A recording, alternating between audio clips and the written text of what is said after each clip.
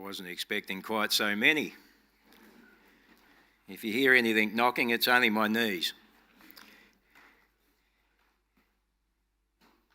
But I am a little bit nervous because last time I stood up here for the last Sabbath of the year was in 2019, and I spoke about gaining 2020 vision.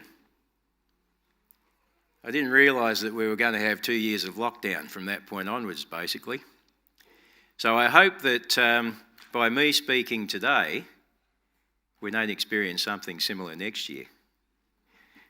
That's for sure. I also noticed something interesting today. If it wasn't mother and daughter taking part up the front, it was father and son. It was mother and daughter-in-law. And now it's husband and wife. Or wife and husband, I should say, to get it technically correct. Plus we've got the father of the daughter upstairs as well doing the audio visuals. And thank you for that, Alan. I want to talk about food today. I think it's a pretty relevant subject considering that we've probably eaten pretty well over the last week or so. I also notice, and Luke, thank you for that, those Mentos that keep popping up in the jar out the front. I've become quite a favourite in sticking my hand in that jar and getting them, so thank you for that. But food is an interesting subject. I don't have any potential for growing any taller, but I certainly have plenty of potential for growing wider. And food helps me do that fairly regularly. And so I have to behave myself a little bit now in that front. But in talking about food today, I will use the disclaimer that I'm not a dietitian. I'm not a nutritionist. I'm not an activist talking about the different types of pesticides that may or may not be used on food. But I do want to share some interesting facts with you about the wastage of food, just to start off with. And these are from some reports that I've gleaned from the Department of Climate Change, Energy, the Environment and Water. Sorry, that's one department, all right? The Department of Climate Change, Energy, the Environment and Water. And from another source called the Australian Institute, which is a research group. And I'd like you just to have a look at this for a moment. Actually, you'll see all the good foods that I ate on Christmas Day. If only that was true. I won't show you the foods that I did eat on Christmas Day, apart from the fact you can probably see it around my waist. But have a look at this. This is another thing about food too, before we actually get on to the other part, and that is that the interesting things about eating food is that it's not about the consumption of food, but it's the fact that we actually bond over meals. We have a church lunch every month, don't we? We invite people along. We have birthdays. We have Christmas. We have other celebrations. Like just this last week or a week and a half, our son celebrated his graduation from Swinburne University. And so we went out and had dinner that night. And there's other events such as weddings as well. And whether we like it or not, we actually do put on food for when we have funerals as well. But at this point that I like, the third point down, by eating together, it means that we actually share a common interest. So it's surprising how we can come from completely different backgrounds, but at the moment that we get to the table and we start eating, we've got that shared interest straight away, isn't it? But let's have a look at this. This is the Department of Climate Change, and sorry that the writing's a little bit small here, but I'll pick out some highlights for you. This report was produced in 2021. $36.6 billion each year is what the food waste cost is to the Australian economy. Each Australian wastes around 7.6 million tonnes of food, which equals to about 312 kilograms per person. And it costs up to about $2,500 per household per year.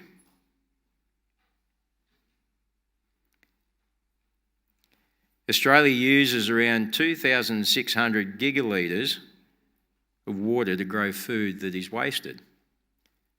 That's 5 times the amount of water that we find in Sydney Harbour. That's a significant amount of wasted water. The amount of land used to grow food wasted in Australia covers more than 25 million hectares, and the landmass is larger than the state of Victoria. Not only that, our households generate more food waste in Australia, and it equates to about 2.5 million tonnes per year just from our households. But the Australian Institute says this: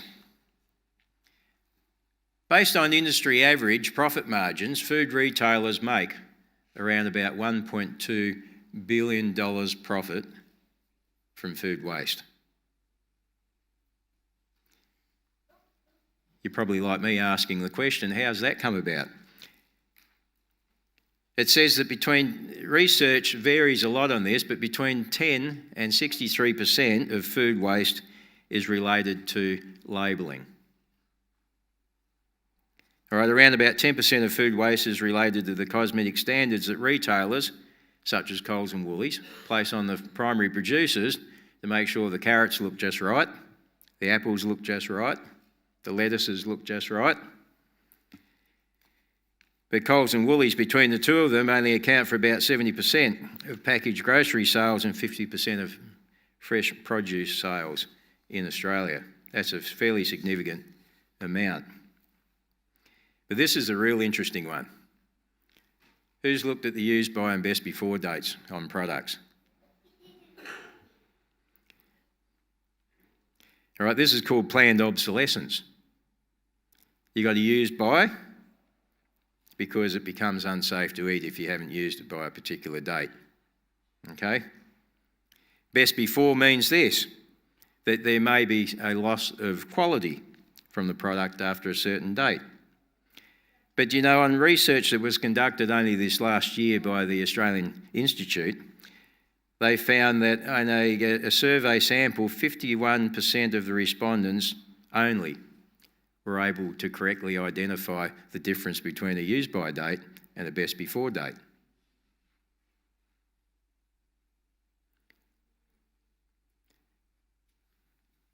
Interesting stats. But then, of course, we introduced some other forms of food as well. Do you recognise any of these brands?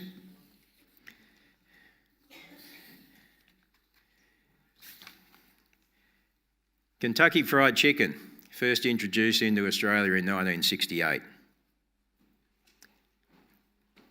in Sydney. Pizza Hut, also in Sydney in 1970. Hungry Jack's was in Perth in 1971. McDonald's was in Sydney, and in fact today is McDonald's 52nd birthday for introducing Big Macs into Australia. 30th of December 1971.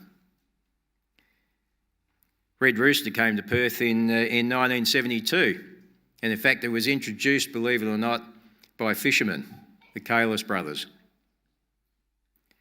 Then of course Domino's came in later on in 83, Subway was in 88, Nando's was in 1990, so they're only youngsters in the trade. And Taco Bell didn't turn up until 2019. But these are all brands we recognise, aren't they? What's the brand down in the left-hand bottom corner? Oh, I didn't think you'd pick up on that one. Starbucks arrived for the Olympics in Sydney in 2000. All right?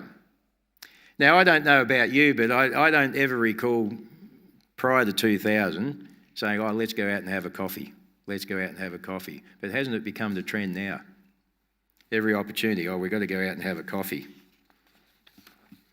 I don't mind drinking a cup of coffee every now and then, but I prefer tea. But I'm going to give you some facts now from the Bible. Food's mentioned in the Bible only 1,200 times, or just over. All right? Grains appear significantly throughout the Bible, along with fruit and fish. The Bible also mentions salt more than 40 times. It mentions honey more than 60 times. And it mentions olive oil more than 140 times. All condiments that we use on our foods, are they not? Who doesn't have honey on their Weet-Bix? Okay, some don't. All right, that's fair enough too. And in fact, the thing that we know about food in the Bible is, and this was described probably in the story of Ruth when she was meeting Boaz, was the fact that in the morning, everyone generally would have a quick meal just to sort of keep themselves going for the day. But it was in the evening that they would relax and that they would sit down and have a proper meal. And generally only had 2 meals a day, not 3 like we have. But let's have a look at some Bible texts that refer to food. First text comes in Genesis chapter 2 and verse 9. The Lord made all kinds of trees grow out of the ground, and trees that were pleasing to the eye and good for food. And in the middle of the garden was the tree of life and the tree of knowledge and good and evil. In Genesis 3:6, when the woman saw that the fruit of the tree was good for food and pleasing to the eye and also desirable for gaining wisdom, she took some and ate it. How often do we go into a pastry shop and see some good food, but is it good for us? Things can look pleasing to the eye, but they may not necessarily be as good for us as they could be. The psalmist writes this in Psalm 104. You cause grass to grow for the livestock and plants for people to use. You allow them to produce food from the earth, wine to make them glad, olive oil to soothe their skin, and bread to give them strength. And Psalm 136, he gives food to every creature. His love endures forever. Then we go to Matthew, and Jesus says this. He says, it is written, man shall not what? Live on bread alone, but on every word that comes from the mouth of God. In John 6:35, Jesus answered a question here saying, I am the bread of life. Whoever comes to me will never hunger, and whoever believes in me will never thirst. In 2 Corinthians, Paul writes this, for God is the one who provides seed for the farmer and then bread to eat. In the same way, he will provide and increase your resources and then produce a great harvest of generosity in you. I wonder what type of food Paul was referring to there in Corinthians. But I want to take us back to the Bible now and just quickly have a quick look at manna, found in Exodus 16. What did we know about manna? The Israelites ate manna for how long? 40 years, the whole time that they were wandering around in the desert. Manna was provided to them fresh every day, except for when? For the Sabbath. So what was the deal with it? Every morning they could go out and they could collect an omer, it is said in Exodus 16, all right?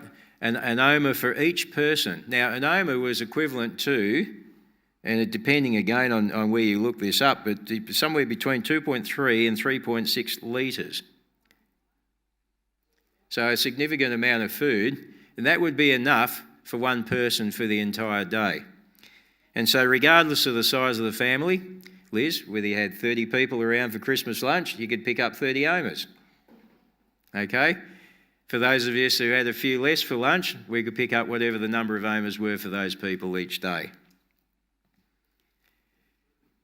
But what did we know about the manna that was picked up each day during the week? If we kept some for the next day, it had gone off, it was rotten, it smelt, and it probably had worms in it. But there was a difference between picking up manna on any given day except Friday. What was the difference with Friday? You could pick up double the amount, yes. Did it go off overnight? No. What was the purpose of that?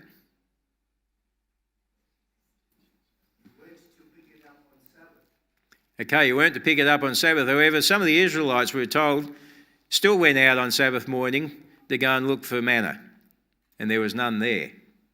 But there were two things that came out of this. Number one, God was testing the Israelites to see if they could actually keep the whole of the Ten Commandments. The second part also was the fact that God was testing their faith and trust in Him that He would provide for their needs each day in accordance with the Ten Commandments as well.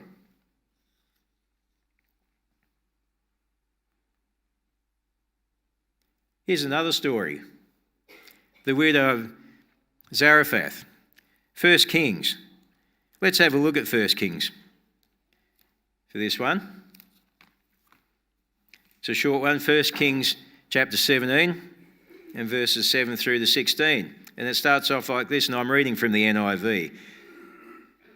And this is where Elijah had been staying out near the brook Cherith, and Elijah had been fed by ravens. Remember, the ravens brought bread and meat for Elijah to eat, and he drank water from the brook of Cherith.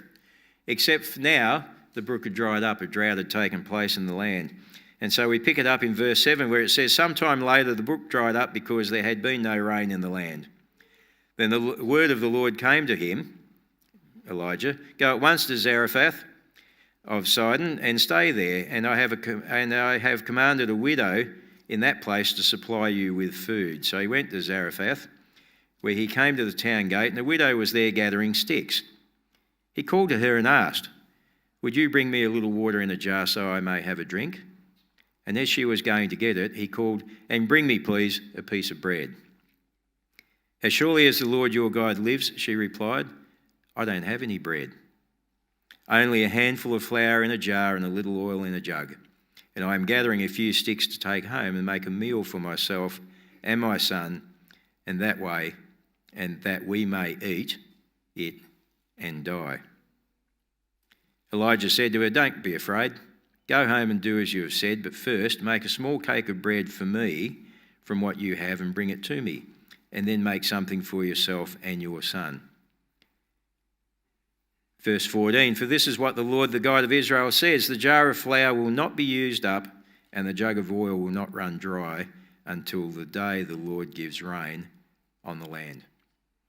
And she went away and did as Elijah had told her. So there was food every day for Elijah and for the woman and for her family. For the jug of flour was not used up, and the jug of oil did not run dry, in keeping with the word of the Lord spoken by Elijah.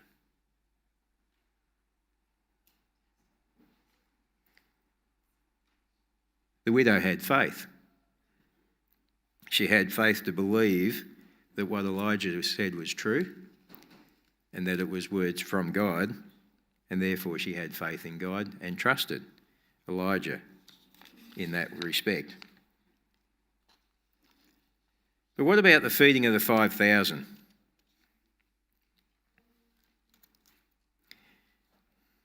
This is the only miracle that's actually recorded in all four Gospels of the Bible. So what's the significance of it?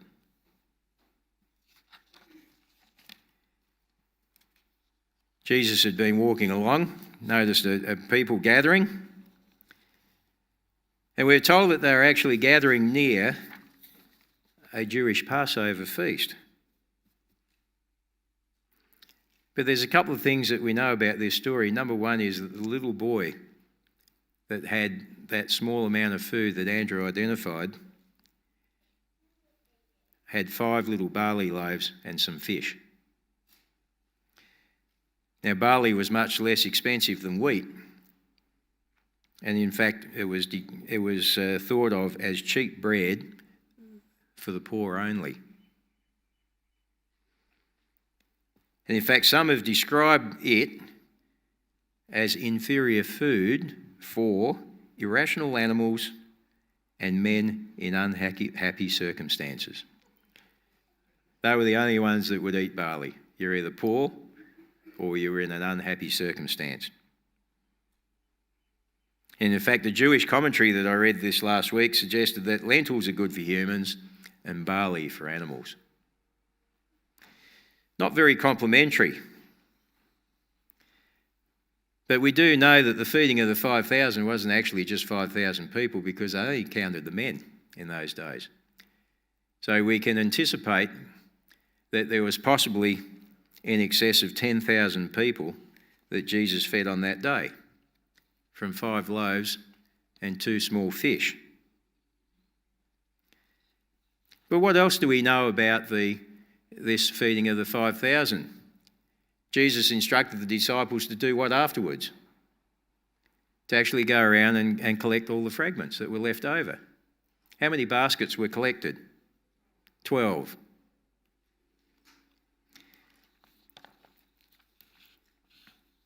Interesting. Let's have a look at another miracle that took place, which was the feeding of the 4,000. Now, this isn't recorded in all 4 Gospels like the feeding of the 5,000 was, but it was similar. 4,000 men, possibly in excess of 8,000 people in total. How many baskets were collected afterwards from the feeding of the 4,000? There were 7.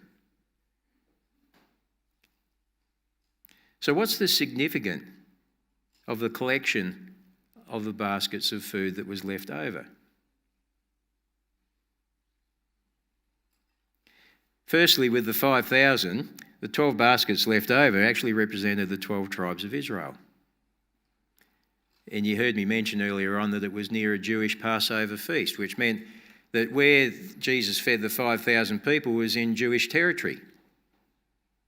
But where Jesus fed the 4,000 people, it was actually in the Tyre and Sidon region, which was in Gentile territory. And what's the significance of 7 baskets left over? Well, the 7 baskets actually represented the 7 tribes that were in existence in Canaan when the Israelites went into the Promised Land. So we had the Hittites, the Girgashites, the Amorites, the Canaanites, the Perizzites, the Hivites, and the Jebusites.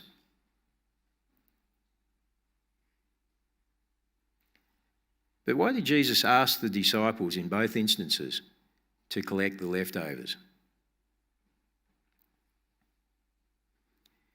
In the Bible commentary in page 619 it states this: none of God's blessings are to be wasted. And that was purely the point.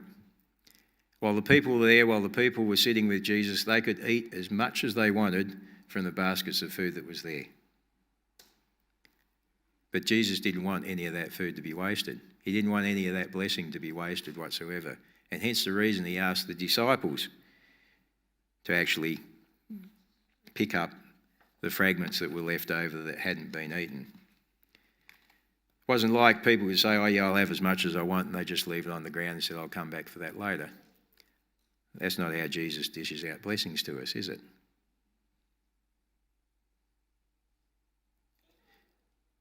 I want to have a look at one last one. This is Peter. When he's about to talk to Cornelius about Jesus. And this is found in Acts chapter 10. I'm not going to read the whole lot of it to you, but I am going to pick out a few little bits here. And I'm going to pick it up from verse 9, where it says, about noon on the following day, as they were on their journey and approaching the city, Peter went up on the roof to pray. He became hungry and wanted something to eat, and while the meal was being prepared, he fell into a trance. He saw heaven opened and something like a large sheet being let down to earth by its 4 corners. It contained all kinds of 4-footed animals, as well as reptiles of the earth and birds of the air. And then a voice told him, get up, Peter, kill and eat. Surely not, Lord, Peter replied. I have never eaten anything impure or unclean. And the voice spoke to him a second time, do not call anything impure that God has made clean. This happened 3 times, and immediately the sheet was taken back to heaven. Then in verse 7 it says, while Peter was wondering about the meaning of the vision, the men sent by Cornelius found out where Simon's house was and stopped at the gate. And they called out asking if Simon, who was known as Peter, was staying there. And as the story goes on, we know that Peter then goes to Cornelius' house, and the whole of Cornelius' household was converted to Christianity.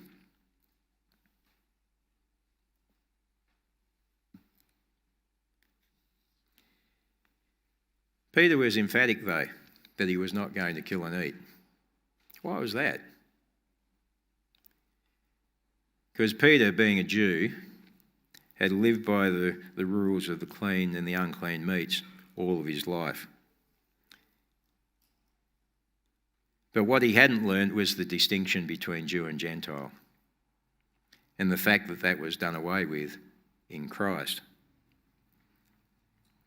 Paul speaks in Galatians chapter 3 that neither Jew nor Greek, slave nor free, male nor female, nor social status have any bearing in God's sight. There is no discrimination. We're all one in Christ. So in Peter's instance, it wasn't about what he was to eat or not eat, but it was about him understanding the difference, that there was no difference between Jew and Gentile when it came to Christ.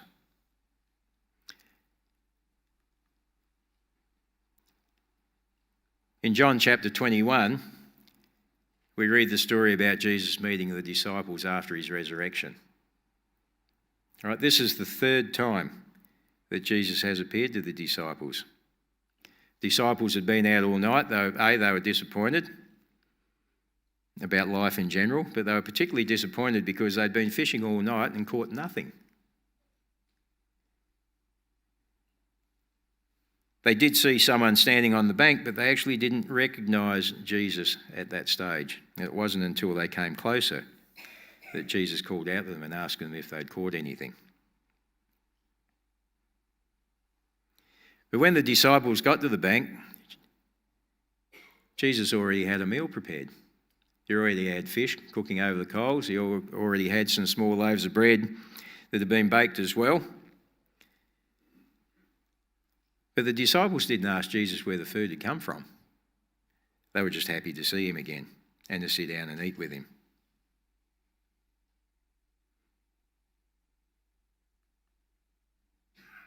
So I want to ask you this question. What will we do with our food? Will we have faith to believe that God will provide all that we need? Will we keep it simple? Will we savour every moment of it? I get in a little bit of trouble from my wife on this point. She thinks I eat a little bit too quickly. She says, you actually have to savour your food. I said, yes, I'm savouring it in my own special way. Yeah. But I think it is important for us to meet together and share a meal, isn't it? To share with those in need, like we do with the food pantry. To share our blessings with others. The thing about receiving blessings from God is this. There is no use by date. There's no best before date. But we're not to waste our blessings either. It's important that we share our blessings. And the interesting part about the disciples, and this is another part about Jesus asking them to distribute the food in the first place for the 5,000 and the 4,000 crowds, was that they had to actually receive the blessing first from Jesus before they could pass it on to someone else. And isn't that the same with us? That we receive the blessing first, so then God can use us to pass it on to someone else. Are we going to be like the widow of Zarephath that just believes God's word for what it actually is? She gave everything. She knew full well that what she had left was enough just for her and her son, and that was going to be the last meal that they were ever going to have before they died. But God changed that for them.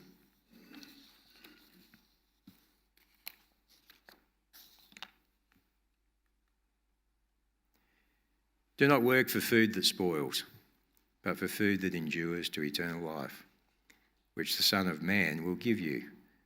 For on him God the Father has placed his seal of approval. Christ's appearance to the disciples after the resurrection was over a meal. He invites us to eat with him just like he ate with the disciples. And the message from God is simple. When we eat what is right and good for us, This will not only impact our physical body, but also our mental, our emotional, our psychological, and our spiritual well-being. So what are we going to eat? Where are we going to eat? And who are we going to eat with in 2024? Will it be on our own or with Jesus? Happy New Year.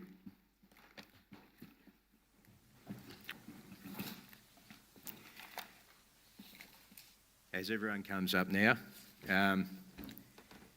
we're going to sing The Table.